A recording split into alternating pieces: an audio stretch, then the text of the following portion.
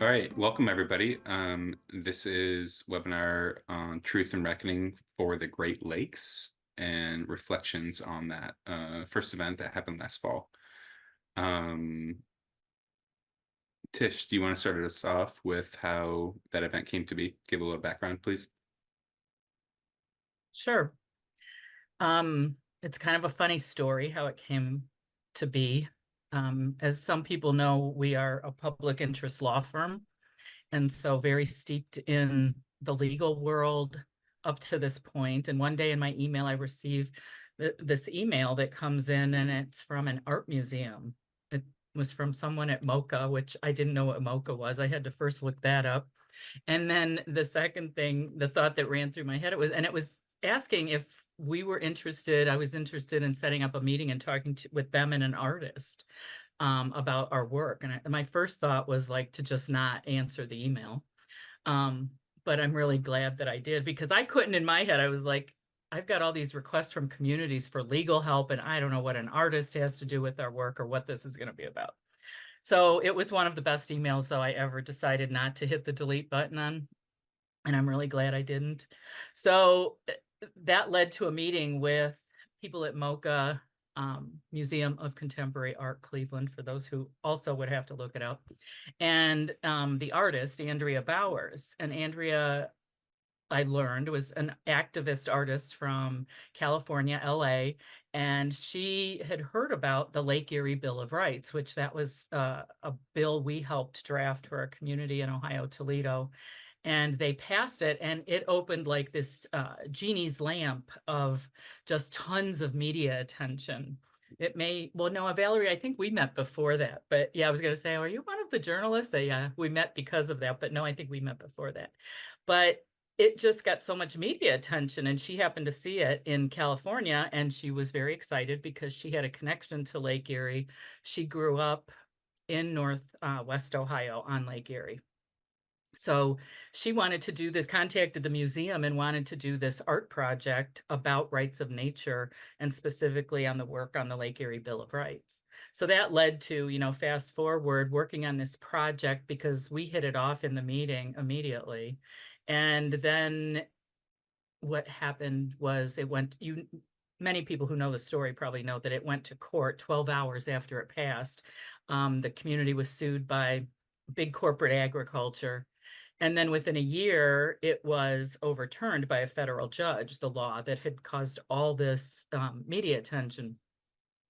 And so I didn't know what was going to happen, but she still wanted to do the project. And then after that, COVID hit, because that was 2019, it passed.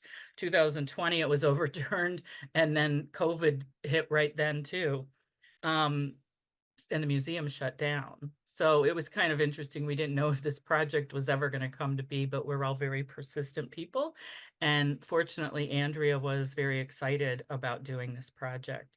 And along that time, I evolved in my thinking, had a much better understanding of how art impacts culture and cultural shifts. And then at that time, we started CELDF overall, reflecting on our work over 25 plus years, and where we'd gotten in the legal world and how much of a shift had that really made. And so it was like all these things converging together, and the show still was going on, and we changed our thinking to then do this truth, reckoning, and right relationship, realizing that working within the current system wasn't getting us, everything we wanted as far as changing people's mindsets and thinking about their connection to Lake Erie, the Great Lakes, nature as a whole. So that's how we got here today. Thanks, Tish.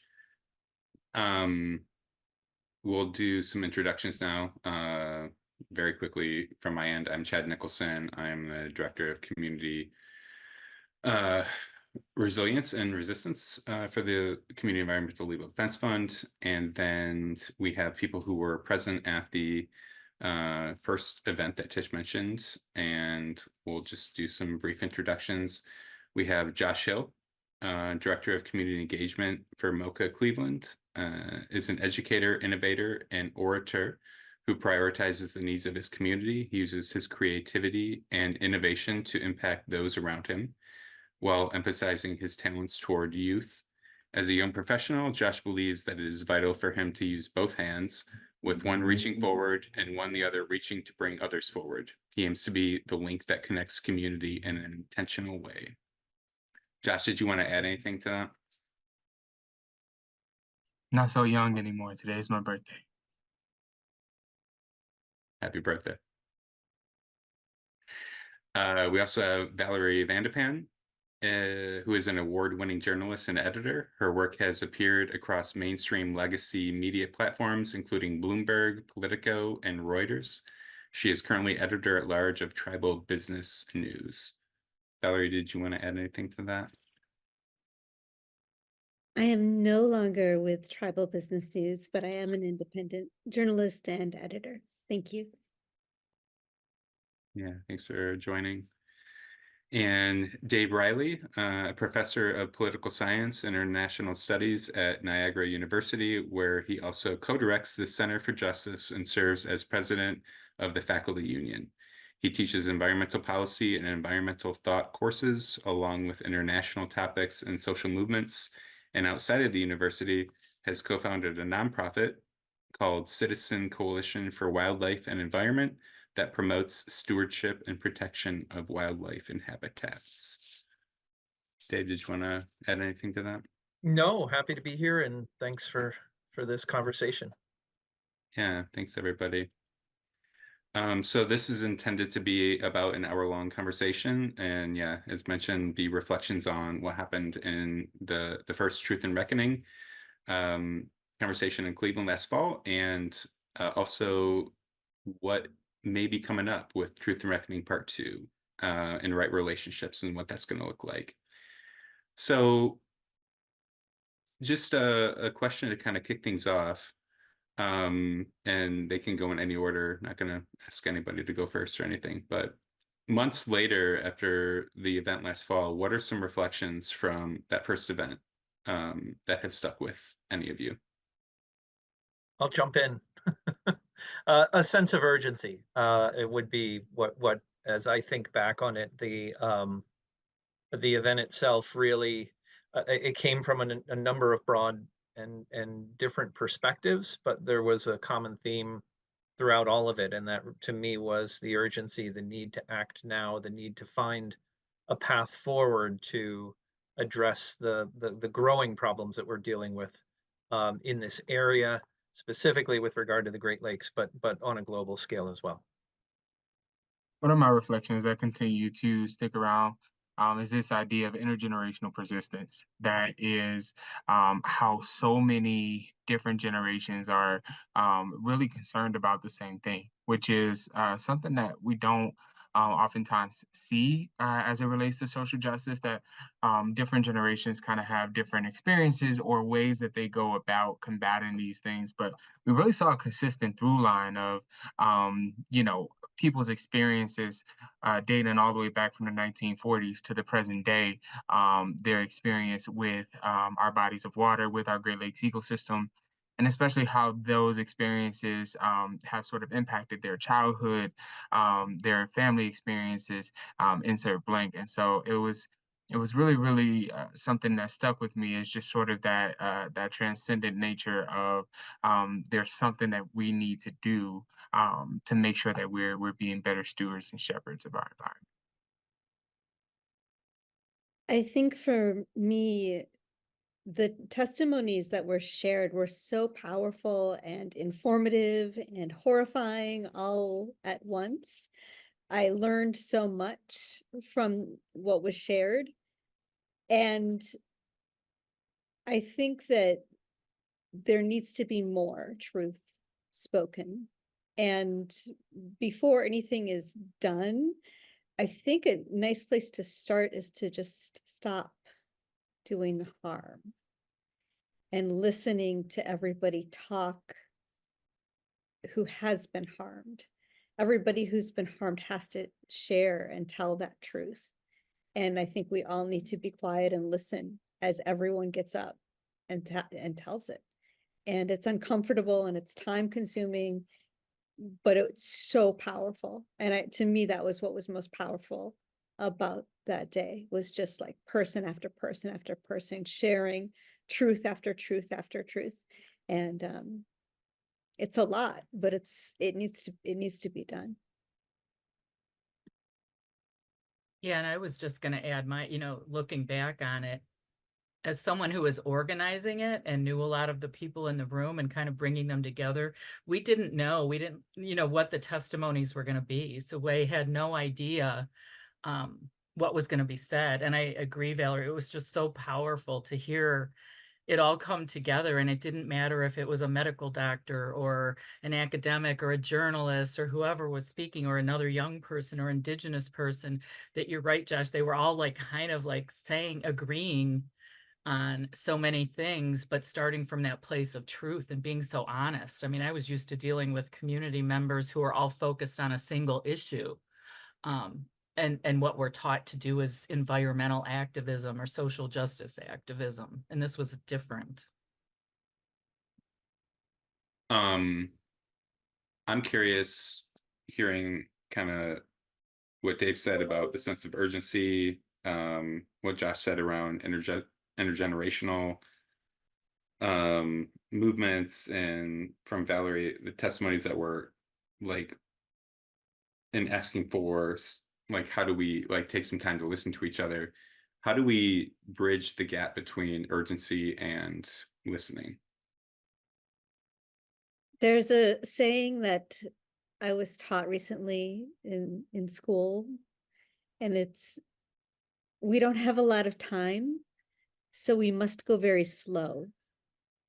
And that was so profound to me, and I still think about it and I still come back to it, because when we feel that sense of urgency, the inclination is to speed up. But time is not how we perceive it. And by slowing down, we create the space to listen. Yeah, I would agree with that entirely. As you were speaking, Valerie, what comes to mind for me is Christopher Ryan's book, Civilized to Death, and the idea that we have, as a society, become so focused on the myth of perpetual progress that we lose sight of what really matters. And, when I speak to a class of students and ask the question, what is progress and why are we in pursuit of it? More often than not, they can't answer that question. And it's a sort of instinctive rush toward something beyond, rather than stopping to reflect. And I think, as Valerie was alluding to, the need to center ourselves, to take that moment of calm and stillness, and in that pay attention to what's happening around us. We can still feel that urgency. We can still feel the need to respond, but that doesn't require necessarily a complexity. In many ways, I think it's a very simple thing. And we tend to be so fixated on everything that doesn't matter around us, and fixated on the sense of the need to act, rather than to really take a step back and think about what matters at the heart of things. Yeah, I'm like thinking, that is a profound statement, Valerie, and it's again, that idea, because dealing with communities, so many times they're in like panic mode. When they call us, they're panicked, and I think about personally, and then also that community organizing, like in that mode too. I think of someone drowning, and the person who drowns is the one who like panics, right, and doesn't, and so you're responding to fear and all that, and you're not thinking necessarily clearly, and that's connected to exactly, you know, what we're talking about and the idea of this truth reckoning and how do we get in right relationship. Yeah, we all feel the urgency, but yeah, to step back. So I really appreciate that comment, whoever, you know, sent it to you or whatever to make you think about whatever professor. Just going to shout out Brenna Palugi. She's an instructor, educated at Yale, fantastic woman, and she teaches something called body intelligence, something for another day. But again, we don't have a lot of time, so we must go very slow. What surprised any of you coming out of that event? One of my very pleasant surprises was just the level of community that was displayed. Um, it was hard to tell that many people who were there were meeting for the first time on that day. And I think that it really speaks to the power that rests in agreement and in likeness, and how sometimes as humans we take for granted how, regardless of our backgrounds, be it socioeconomically, racially, or otherwise, that we're more alike than different, right? And I think that this event was a true display of how our ideas, our experiences, though unique in their own right, share a certain level of similarity that keeps us just the right amount of connected. And I really saw that not only in the reception that followed the testimonies, but especially in the demonstration that Sundance and team performed alongside Lake Erie, how folks were standing in the frigid cold and the blowing winds, and no one quit on us, right? Be it hard, I think that everyone understood the gravity of the moment and really allowed themselves to feel that, and all of the turbulence literally that came with it. And I think that there was a stronger sense of connection even after it was all said and done. I was struck by how personal the statements were, and I guess I shouldn't have been, because as I went through the process of thinking about what it means to give testimony in terms of truth, reconciliation, and right relationship, it really does require um, some level of vulnerability, a willingness to acknowledge our own limitations and failings. Um, and the reality is, in many ways, we are failing to address these fundamental issues, right? But to hear it from so many different perspectives was incredibly powerful. And I'm thinking in particular of Will Falk's poem and his personal story, which really was um, unnerving to me, because it was so personal and I could feel it in a way that I didn't expect to experience in this. As Joshua said, a group of people who had never met before, and I think part of that, the personal nature of it, is what lent itself to building community so quickly, in a sense of shared responsibility and shared experience. So that personal part of it is what really surprised me.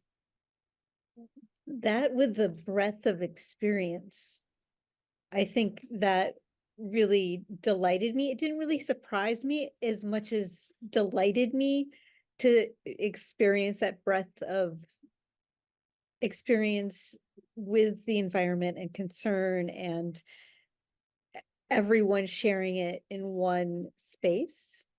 That was just so rare and precious. And I'm so excited that there's going to be more of these events. And I think there's something about it that is so inherently healthy. It's just very delightful to me.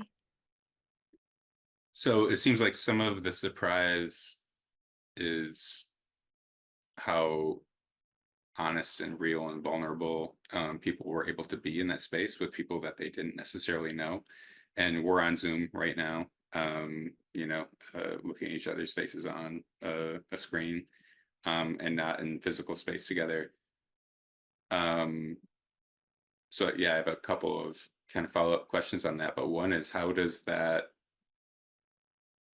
we continue to maintain or build those connections or those relationships when so many of us that are at these events, we basically come in, we fly in, we drive in, whatever it is, and then we leave. And the second part of that is going to be how do we replicate that sort of energy in the places where we do live and with the connections that we do have.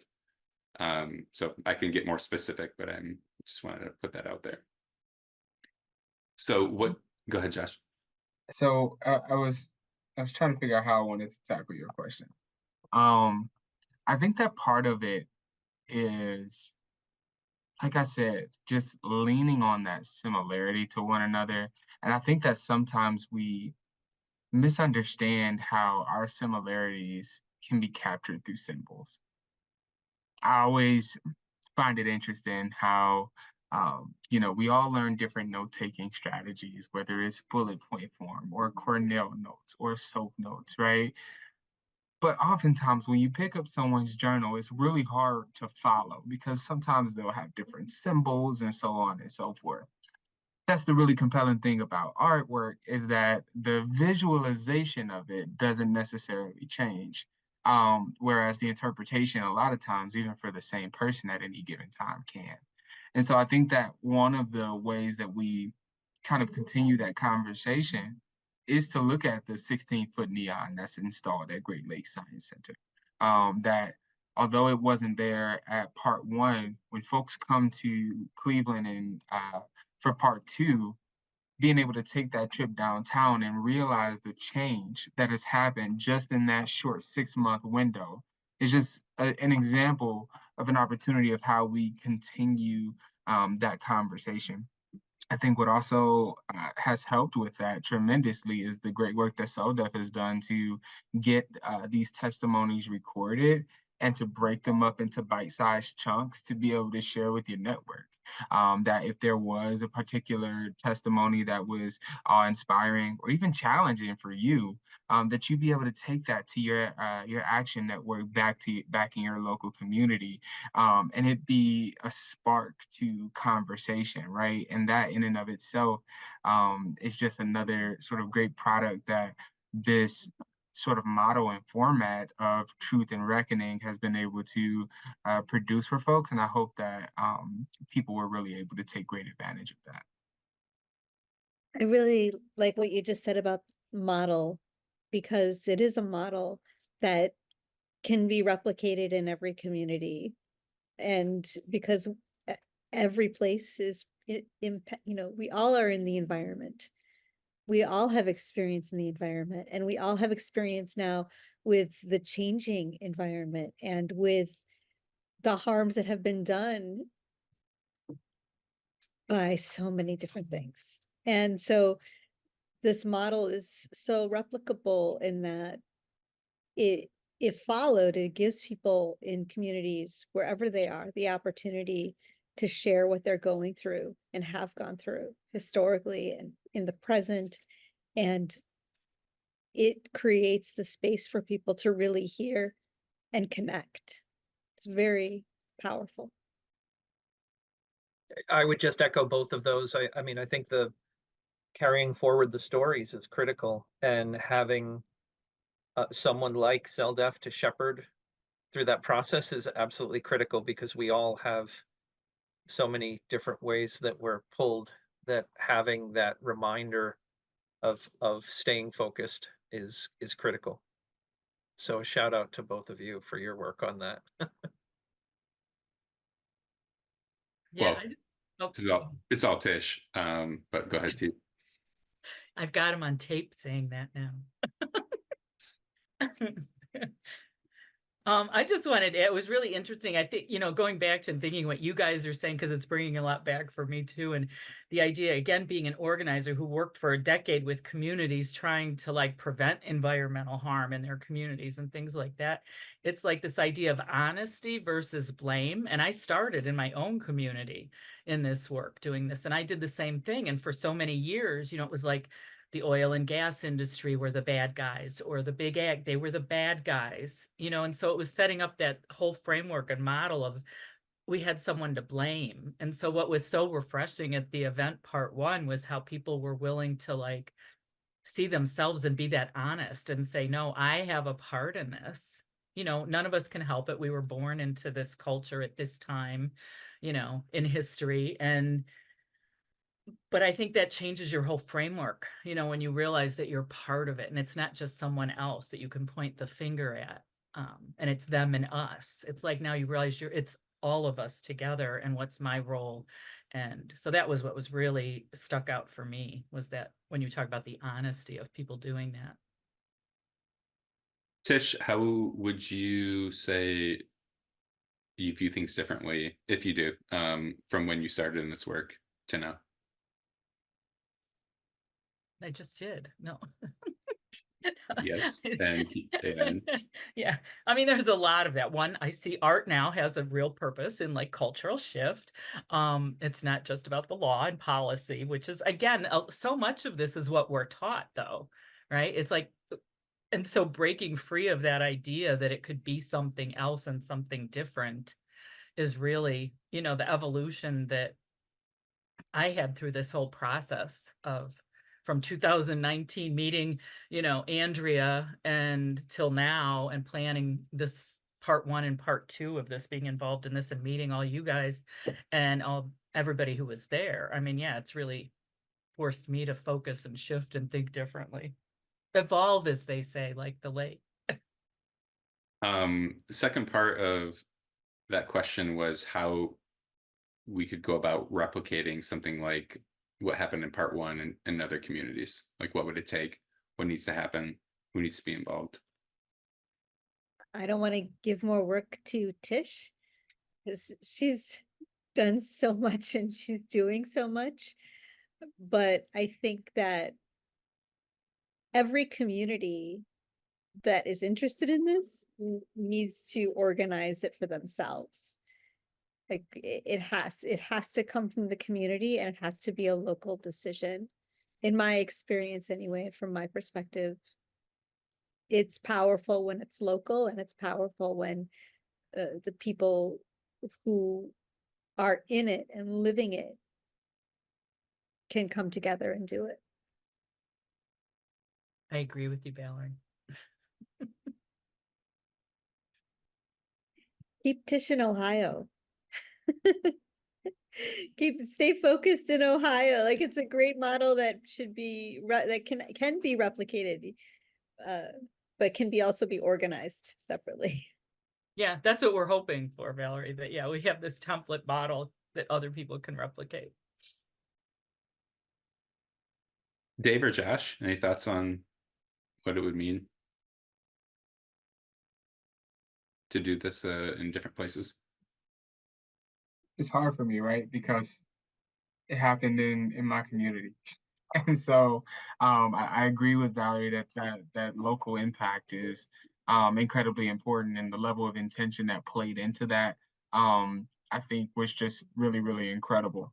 But as I think about how I've scaled different programs in the past and taken them to different markets, I think that one of the things that really needs to happen is to make sure that there's a wide variety of supporters and allies at the table when this is being presented. Tish's point earlier tonight, who would have ever thought that an artist and a community organizer would have so much in common, but that the community organizer would learn the art of being able to gather people together, and then the artist might learn the science of organizing community, right? And so I think that being able to bring those different perspectives and being open to, we put it this way in our mission, vision, values here at MOCA, being open to new possibilities, and leaning in hard to that is really how we sort of see that progress begin to happen. So I think it really is a continuation of what Valerie is saying, as far as making sure that it is an advancement of that specific market's local ecology, but also being able to make sure that you're having several voices at the table to stand it up for the community in truth. This is it's a difficult question for me because, as you both know, I've engaged CELDF in working with my local community in community empowerment, and the results were not as positive and as far-reaching as I would have hoped, which is problematic because I live on Grand Island. Grand Island is in the center of the Niagara River, and the Niagara River runs from Lake Erie over Niagara Falls to Lake Ontario. So the importance of the Great Lakes could not be overstated to this community, and yet the level of engagement simply isn't there, or at least at the level that one would hope. And in particular, you see even with those groups that should be the most engaged, the environmental groups, the groups dealing with the direct consequences of some of the issues that a Great Lakes Bill of Rights would be designed to address, are not engaging in these issues. So I think there has to be, and Valerie alluded to this earlier, the right moment in time, the right opportunity to engage, and then from that also bringing the right people together, and that's a difficult mix. So I don't think that there's a one size fits all. I don't think that it's an easy answer to that question. I certainly think it's worth pursuing and worth trying in every community, and you know, even to the extent that the results may not be as positive or as far reaching from one community to the next, doesn't mean that the value isn't there. It's incredible, that last bit that you just said, Dave, that how we measure impact and value in general. I thank you. Thank you for sharing that with the group.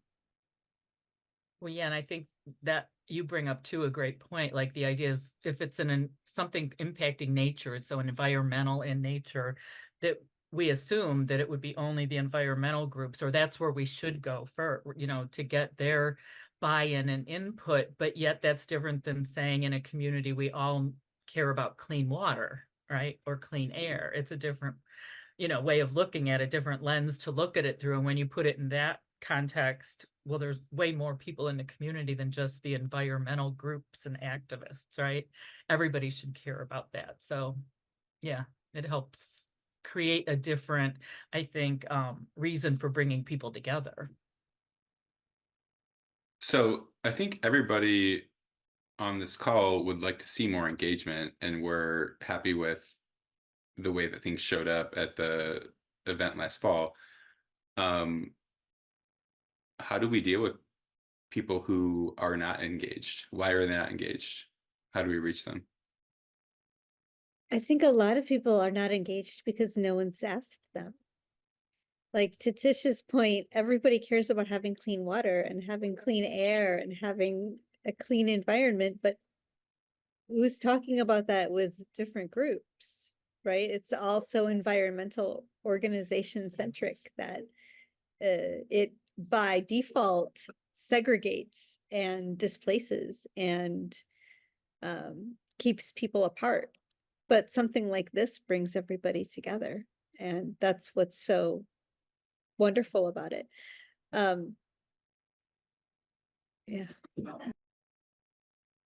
Yeah, you could just host a truth reckoning and right relationship for a sustainable, healthier community, right? I mean, it doesn't, and that could even bring more people in, I think, too, you know. Or city or town or village or county or island or Right. even neighborhood, Mhm. you know. Okay. Yeah, I was asking if Dave or Josh had reflections on how to reach people that we're not currently reaching. I think I can only share some strategies that we've used as far as how we connect people to another daunting topic, contemporary art, right?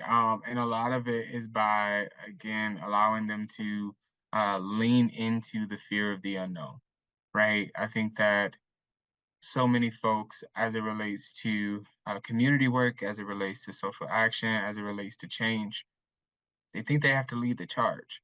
And back when I was, doing after school programming and working for youth serving organizations, as often as I could, I reminded young people that um, the conversation that we're getting ready to engage in may be heavy. But just like all heavy things, when we have more people lifting it, it becomes all the more light. And I think that when we get into this mode and mantra of shared responsibility and shared lifting, um, I think that's when more folks will come to the table because they'll see how facilitated it is. And I use that word very intentionally because this is not easy work by any means.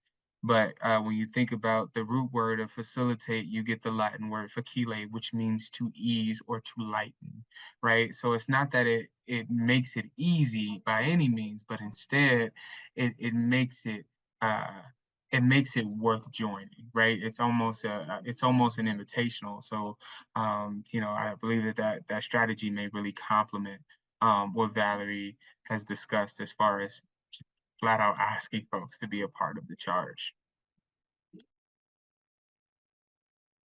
Yeah, that inclusion. And what you just said, like about after school programs, I think making sure that it's accessible as well is a key component because people work, they're tired, they're working so many jobs. Like, yeah, they want clean water, but they also got to work, 3 jobs and take care of 5 kids and like put gas in the car and make dinner and live their life, right? And I think about communities like Flint where, getting bottled water is just another layer on top of that. And a lot of the communities that are really, suffering the most, like unable to wash their clothes or, take a shower. That's a struggle, right? So getting into a truth, just a truth. It has to be a reckoning, a reconciliation. Stuff comes, but just creating the space where someone can come and tell the truth and be heard by others and making that accessible is huge. So if we're continuing on with the reflections from part one, were there pieces or aspects that you felt were missing or should have been highlighted more or could have been highlighted more? Um, yeah, what was not there? Well, this may connect to that last question, because as I was thinking about how you respond um, to the larger community and engage, part of it, I think, is recognizing the expertise that everyone has. Part of the truth and reckoning is identifying, or I should say, what made it easier for me to grasp where I could do more is to think about my role first, rather than make it very personal and blame myself for issues. Think about, as a professor, for example, what kind of obligations do I have to the environment? How could I engage within that role, and am I doing it effectively? Um, and that then allowed me to be more personal in my own self-criticism, thinking about that. Expanding the range of roles, thinking outside of the box of maybe some of the traditional roles that we have within society, and really trying to expand um, the range of who is present, who's participating, and recognizing expertise across a broader demographic. But don't ask me which roles. I don't have an easy answer to that. I think we're all experts in our own lives, right? Mm. Like everybody's an expert on what's going on where who in their life and in their own backyard and in the front yard and usually with their neighbors too. But that is what people are experts automatically in. Um, and Chad, to your question, I thought it was such a wonderful event. There was no like, golly, I really wish they whatever. Like I didn't that didn't thought never occurred to me because it was just so perfect. If anything, I would love for one of these to happen like every week or every day because it can't just be like a one and done, right? Like there's so many more people that have so much more to say and so many people that weren't heard because we didn't either know about them or where they are, but there's a lot going on in Ohio and with the Great Lakes and in Michigan and with Line 5 and around Lake Superior and up in Canada, that all that water that feeds the Great Lakes. There's just so much. And yeah, I think if anything, it is just need to happen more and regularly and um, engage as many people as possible. Yeah, I thought about it after, when you said that there's like so many people, like there's a community, like we had intent what we were doing. And so, and certain contacts we wanted and roles that we wanted there. But yeah, in a regular community, like, sure, just, we had a 17-year-old there. I don't know if you, I think it was in the highlight video and really impacted him, a high school student. And so you could also have, you know, a stay-at-home mom or dad there, some from their perspective, like what you said about all the, what they're doing, Valerie, and just, it would be interesting to have someone from industry there. We didn't have any electeds there, so in a real community, there's so many other people that you want to engage and invite to this and yeah, get all those voices in there. So yeah, I think Well, in a there were local, at least two electeds, Tish, but Yeah, I don't know about the electeds either. oh yeah, there was, yeah, Stacy talked. Yeah, that's true. Yeah, Stacy, I forgot. I'm sorry. And you, I forgot. The only thing that hit me when Chad was talking was it would have, so the event was at the Rock and Roll Hall of Fame, which is such a cool space. And it would have been neat to have, when people walk in, if they wanted to like say something about like how the environment impacts them or what their concerns are, just to get random like people on the street for like a video or something later as a component of the event, that might have been cool. But like, it's also like resources and time and planning and a whole other thing. So I feel like that would just be tangential if you had somebody who wanted to do it. Because the whole point of like, the point is telling the truth and listening to people tell their truth. And that's what made this event great. And staying hyper focused on that is going to be awesome. And that's also why people need to feel like they can tell the truth. And I feel like when there's an event with an elected or a celebrity, people really shut down because that energy can suck it out of the room. And oftentimes those folks can be trained to not tell the truth, but make it sound really sincere. So for whatever that's worth, I don't know. I felt compelled to add that. Take it or leave it. Well, in the media, we were intentional about that, not having anybody there reporting on the event because we thought that would also squash. I mean, you were there as a journalist, but to give testimony as a journalist, not to report on it. So yeah, that was. And when you said to have one every week, I was ready to just lose my mind. So I know. I think about the Truth and Reconciliation Commission in Maine, yeah. and that was a lot of work for years. I'm sorry, I where think was you cut out for a minute, Valerie? The the Maine Truth and Reconciliation Committee. Maine is the only state that has acknowledged that the government committed a cultural genocide. But getting to that took, 2 decades of intentional work and truth and reconciliation, truth events, basically, where, people, they would go in and the people who sat on the committee didn't talk. They sat there and they listened to testimony for hours and days and weeks and months. I think I don't want to say how many years they traveled around Maine listening to communities talk about how Maine child removal policies impacted them, but it was intense. And that yeah, that level of intensity has the power to change things. I was thinking about you, Dave, being on a college campus, and like what Valerie said about just getting people's like, like kind of really random and like just to bring them in and get them more engaged and to maybe think about things that they haven't maybe thought about. Cause like you said, nobody's asked them. Be interesting. It sounds like a research project.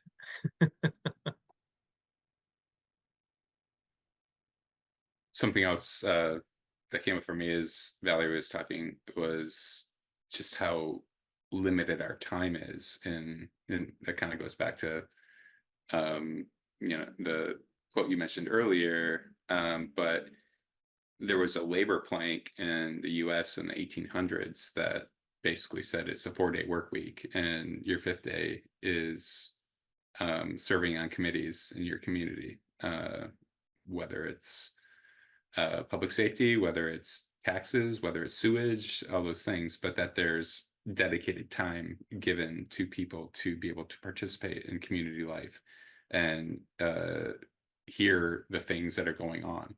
Whereas for the most part, obviously these days, it's very difficult to really get a good sense because it all just comes down to very strict agendas and very strict meetings, and you hear the loudest voices, and people who really care don't really have an opportunity to say what's going on for them or to really understand what's going on. And I just kind of came up for me. I don't really have a proposal on that other than that we should all have 1 day of our week where we just get to listen and hear and like be a part of our community life.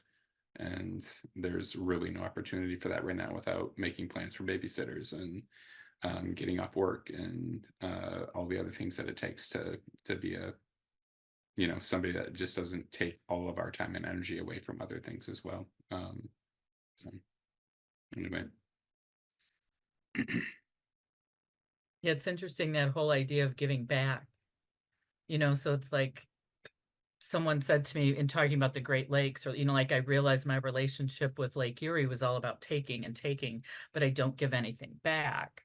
And I'm thinking about what you're just saying now as like a community member, how many people take and take, from the community, which obviously in taxes we pay, right, for things, but what do they give back to make their community a healthier, better community, right? They only complain about some things, but what do they give? So that's interesting. I like that idea of a 4-day work week and then 1 day the 5th day is like helping in your community somehow. Yeah, almost like we're asking a lot to have to, get some time to Mhm. attend to what's going on around us. Mhm.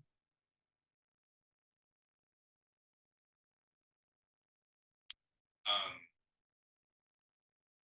so we're coming up on part 2 here in the next month in Cleveland, and we've been focusing mostly on reflections in this call.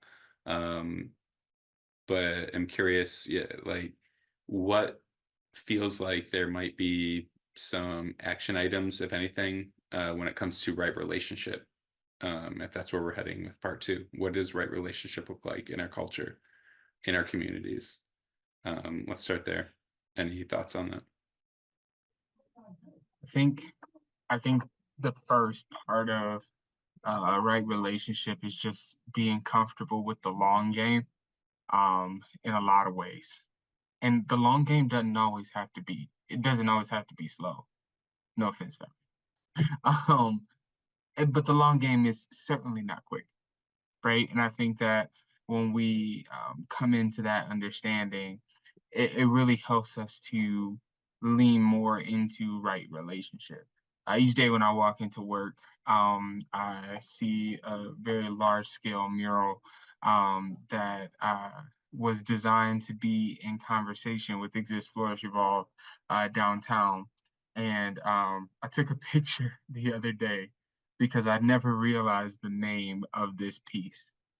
It is called "The Great Lakes Ecosystem Shall Possess the Unalienable and Fundamental Rights," parentheses, from Great Lakes Bill of Rights, 2022, Rights of Nature legislation drafted by Community Environmental Legal Defense Fund and Assemblyman Patrick Burke, close parentheses, Andrea Bowers.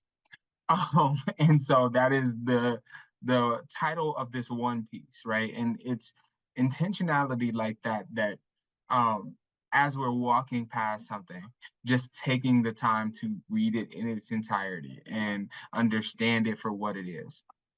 And I think, and I alluded to this earlier, as we talk about right relationship, that I believe that there's power in agreement, but I believe that that agreement first begins with understanding, right? And I think that when we come to the conversation with the goal of understanding rather than agreement, is what helps us to be able to start to make that progress. I hope what I'm saying makes sense. Yeah, it definitely does. And I appreciate that short game and long game concept, because that's when you first asked the question, Chad, that's what I was thinking as well. And in a slightly different way, it may be unpopular to say this, but I think of the Great Lakes Bill of Rights or Rights of Nature as a short game. I think it's a mechanism to get us where we need to be. I don't think that we want legalistic relationships with nature as the defining quality of our interaction with them, right? A right relationship to me is one where and Sundance could capture this so much better than I could ever begin to. And that was really one of the most powerful elements of the first session, was that it goes beyond respect, it goes to reverence, it goes to a sense of wholeness, being one with the nature around you, and recognizing that that relationship is absolutely crucial to ourselves, and that we are crucial to everything else. And that, to me, is right relationship. If a Great Lakes Bill of Rights is what starts us in the process of getting there, I think that's a positive thing. But I think it's a short game, and the long game is really changing attitudes, changing mindsets, changing our own sense of our role within the larger world around us. I think that when you go slow, because we don't have a lot of time, you're prepared. So when the time hits, you can pull the trigger and it happens. And that's part of the beauty of that, in preparation, in listening, in being intentional, in creating that space. Because it's like the groundwork that you're laying now with CELDF, that all of this work, all of this listening will lead to something. And when it's ready to pop, it will pop. And that's very cool. Yeah, just will, echo, I guess, what Dave said and what Sundance has taught me, right? That, and Valerie, you have too, this all day time, and, that our Western culture and how screwed up, our thinking is on some of this, and that it's a step. Like, and I've been saying to people, based on what Sundance has said about that we are nature, that eventually we won't need a law, right? Why would we need a law to say not to poison ourselves? I mean, it's kind of silly, right? So that's really where we want to get. But I agree with you. These like rights of nature laws are like steps we'll have to take along the way to have these conversations, to get more people to be able to even consider that and hear that and like think about it. So yeah, I agree. Did you have any other questions or anything you wanted to bring up regarding part 2? No, I think that's good. I mean, I'm really glad. This was a great conversation. I hope you guys liked it. I really did. I enjoyed it immensely. And I'm really looking forward to seeing you guys at part 2. And we have different people coming into the room. Should be interesting. Some we haven't met again, so it'll be another fun time to see what comes out of this. We've got some fun activities planned. It's not going to be just you're getting talked at. You're going to have to participate and engage. So yeah, it'll be fun. Answer questions about wheels and doors and things like that. So. We'll see what comes out of this one. Yes. So thank you. I'm so excited about part 2 and whatever parts there are to come. Because Oh, you want a part 3? Is that what you're saying? I'm just into perpetuity. Like, I think the community and the truth and the honoring, that's forever, man. That's just, it doesn't just stop when we leave, right? It's like, how do you carrying it on into our own lives and into our own ways of being? Yep. It's very cool. And the art component too. I think it's so cool. Art is part of our humanity, and it's part of who we are. And accepting that and being one with that, and knowing that we all are artists. We all have the power of creating within us. And it's super cool to see that integrated with this. So thank you for making it happen. Thank you, Mocha. Yeah, I'm excited to be at MoCA, and I'm excited for how engaged they are in this process, and that's really it's encouraging, and I think that will really help to shape the event itself, the space, the art that surrounds us, and that is directly speaking to the issues that we're participating in. So, thanks, Josh. Listen, our team is so excited to host part 2. We're grateful to our partners over at Rock and Roll Hall of Fame for being so gracious to offer their space for part 1. But we're super excited to host 2 days of great fun, dialogue, interaction, and change making right at our museum, and being able to also take this opportunity to highlight our new mission, which is Art Now in Progress. I think that we couldn't have planned it better, that our current exhibition season would really take a hold of our mission in so many ways. And so we want to thank CELDF and, you know, community members like you all who allow for us to just continue to stand on this idea of in progressness, and that it doesn't have to necessarily be a finished product or a finished masterpiece that we're looking at, but instead being able to be content with the forward motion and momentum that we get to experience together in this moment. So thank you all so much again for allowing us to be a part of the conversation, both this one and the larger conversation regarding the truth, reckoning, and right relationship with the Great Lakes. Jim, thank goodness I didn't delete that email.